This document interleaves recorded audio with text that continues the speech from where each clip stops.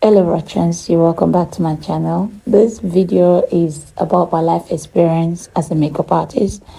It wasn't a nice experience, but it was something I learned from it. So I want to share it with you guys, especially with the new makeup artists, so that you can learn from the mistake that I made.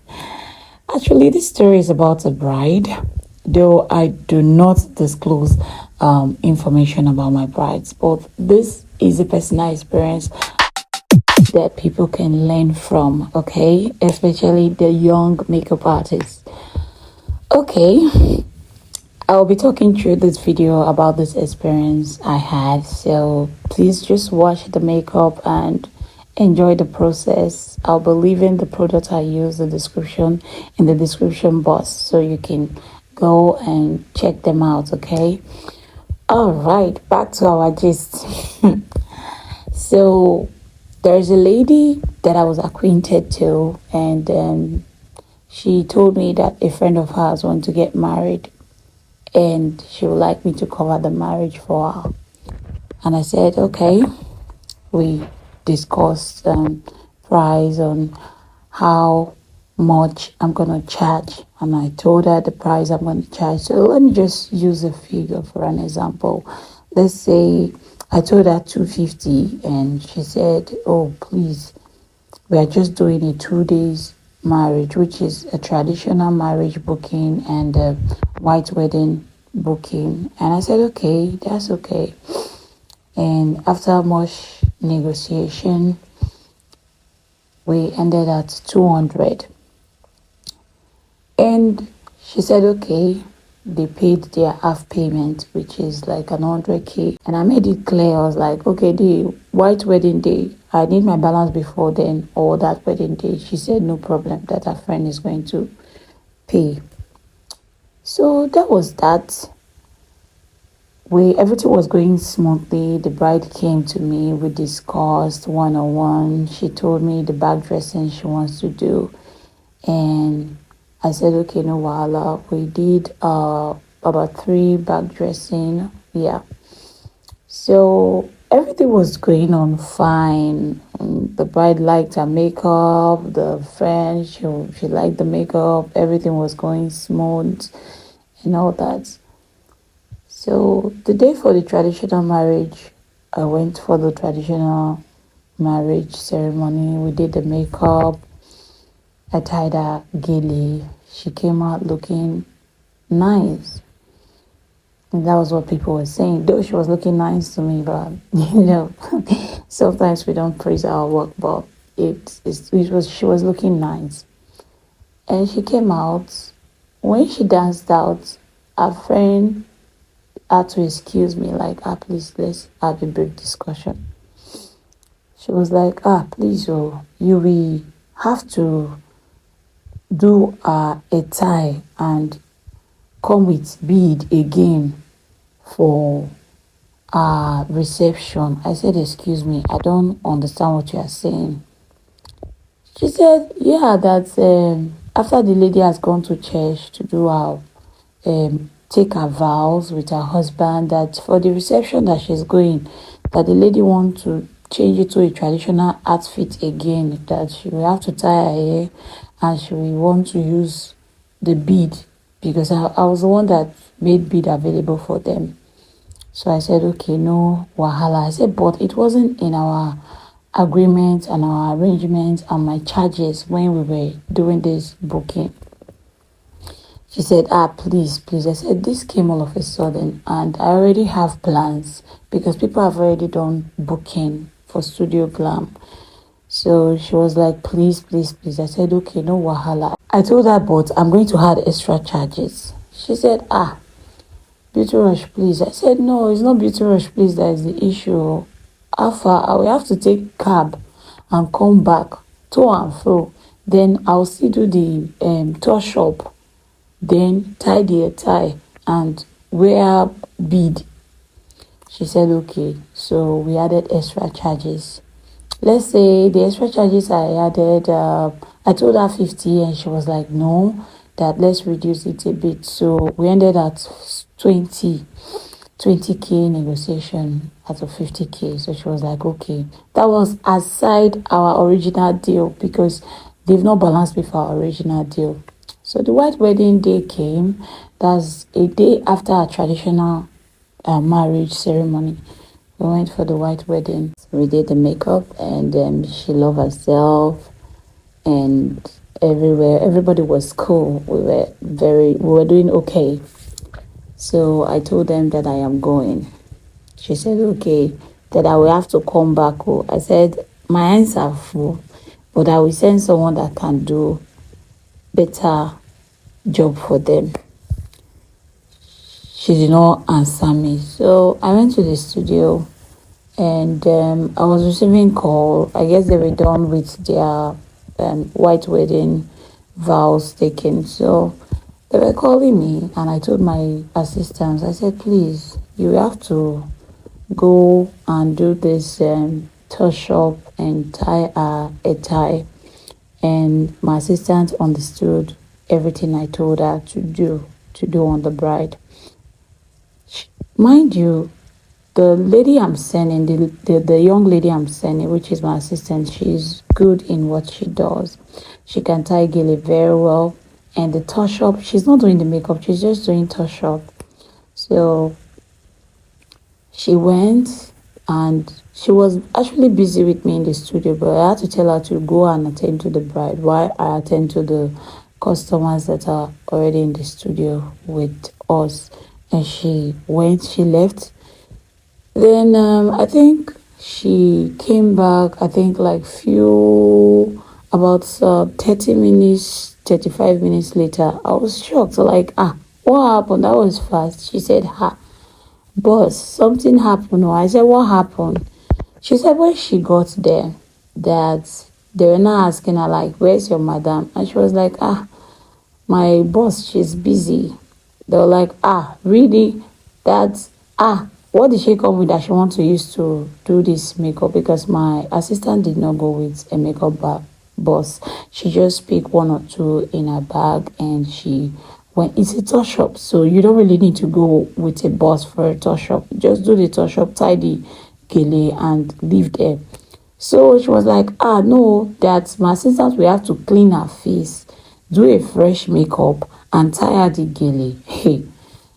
And she said when she went, like, she was just confused, like, what's happening? She said the other ladies there, they were screaming on her, they were shouting. They didn't even allow her to do anything. Like, they didn't allow her to touch the bride's face. They didn't allow her to tie the gele.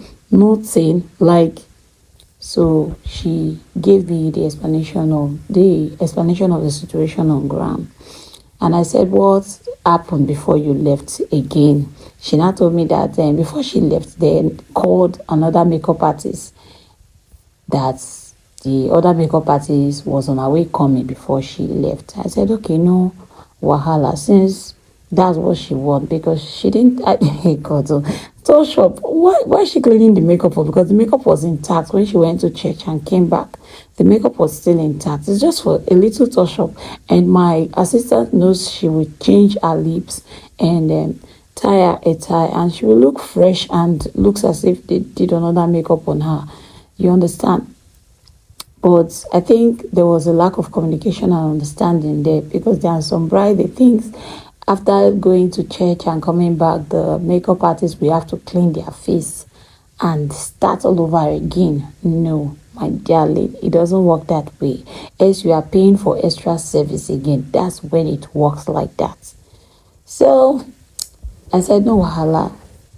2 weeks later, I mean 1 week later, yes, I went to the friend. I was like, hey, I haven't gotten my bead that I gave to your friend for our wedding. She said, oh, the beads. Beauty Rush, I didn't like what you did. Oh, the friend was not telling me, like, she was not narrating, like, why would I just leave a friend like that? I didn't come back to come and do her makeup again. I said, no. I said, I sent a trusted end for touch up. You people just mess up that young lady. It's not nice. Why will you do that? And she was like, that was it touch up that Miss, that my assistant came to do? I said, yes, it was touch up. She said, so if I was the one coming before, was it touch up I would have done? I said, yes, now. I said, wait, were you guys expecting me to clean the face and start all over again? She said, that was what they were thinking. I said, no. I said, see, when she said it, I was just like, really? Like, for real? So I now told her that no, she was supposed to do a touch up and tidy a tie, and she'll be looking okay, and she dance and come out again. And I asked her, I said, was the makeup all worn out? She said no. Did she have breakouts? She said no. I said, you would have just do touch up, change the color of her lips, then tidy a tie, and she's good to go. And she was like, oh, that they had a misunderstanding, that they didn't know that that's what they were supposed to do. And I said, no wahala, please, where's my bead and my balance? She now said that the friend said she's not going to give me my balance, so that the friend has seized my bead. I said, wait, your friend said she has seized my bead, my traditional marriage beads that I work with. I said, anyway, I just left. I said, please tell her to return my bead. I want to use it next week for a job. I need that bead on Monday. She said, no wahala, that she's going to get the bead from the friend and bring it to me. So the next Monday came, and she brought my bead, and I told her, thank you. So the bottom line is this. I did not collect my balance that morning before I did that makeup, because I was thinking that the friend is going to stand for me in order for me to take my balance. I did my job for this bride, which is the white wedding and the traditional look. I did my job. So it's the extra work that I was supposed to do. So this bride had my balance. She hold my balance, say she no want pay. So I don't want to make wahala out of it. So I just let everything just be. I let the sleeping dog lie. Let the sleeping dog sleep in peace. Because I have learned from this mistake. You know, there are some mistakes you will do. You will have to pay costly for it. So I paid costly for trusting the wrong person. Mind you, there are some good people, but you see, business. Let business be business. Call it spade. Let a spade be a spade. Like, if you are charging, make sure you collect your balance before you go to the next day work. Like, see, if it's possible for you to take your full balance before the traditional wedding, collect it, because sometimes there are some people, they don't have conscience.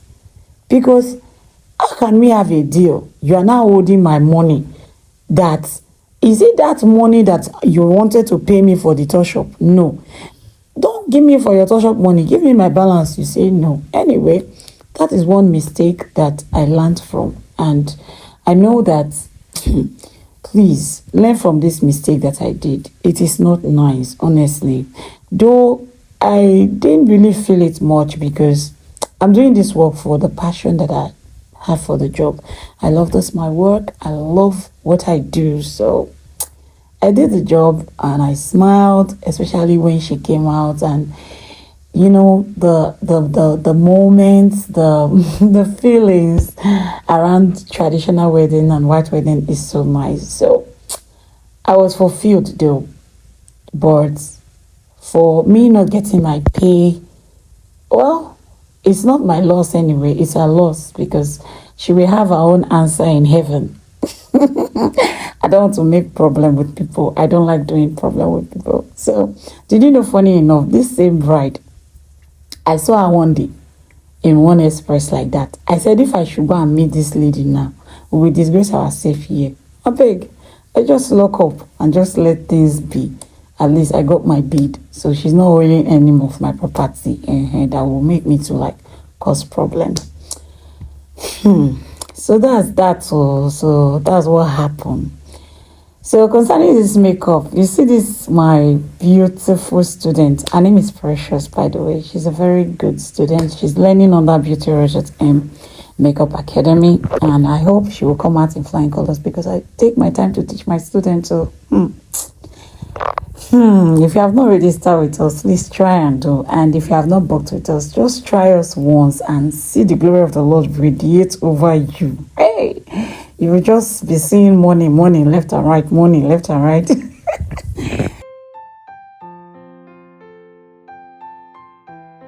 Please do your girl a favor and subscribe, like, share, okay, with your family and friends. I will be so grateful. You mean a lot to me, honestly. Thank you so much. I appreciate it. I made this hair in order to create this Barbie theme. This is me at the background, okay? Excuse my work face, okay? So this extension that I'm adding is darling braid, and Precious did it, which is the model I'm using for this look. She did that part that I'm attaching to her hair right now with the pin. So me, I did the I ventilated the frontal slash closure because it's not a full frontal, so it's just and I'm just tying the hair. So I made one mistake when I was doing this hair at first. I did it off camera though. I used my hot iron, my coiler. I used my coiler on it. I think on a smaller part. I wanted to coil it so I could do baby hair. My sister, the whole team melted though. Please don't try it and near this thing with hot iron, hot comb, or what I used to call it, coiler. Don't try it though. So since I wanted to do coils with the coiler and it's not working, I'm just going to use my spray gel, spray the attachment, and I'll use a big rollers to roll it, and I will pin in order for me to get that coils that I want on the hair. So after doing the rollers, I will now still take my time to remove the rollers gently. I'm removing the rollers and I'm pinning my coils so it stay. I'm saying a big thank you for watching. Until I'll see you in my next video again. Bye. It's Barbie, bitch, if you still in doubt. Oh. And I'm bad like the Barbie. I'm a doll, but I still wanna party. Pink felt like I'm ready to bend. I'm a 10, so I pull in a Ken. Like Jazzy, Stacy, Nikki. All of the Barbies is pretty. All of the Barbies is bad. It girls, and we ain't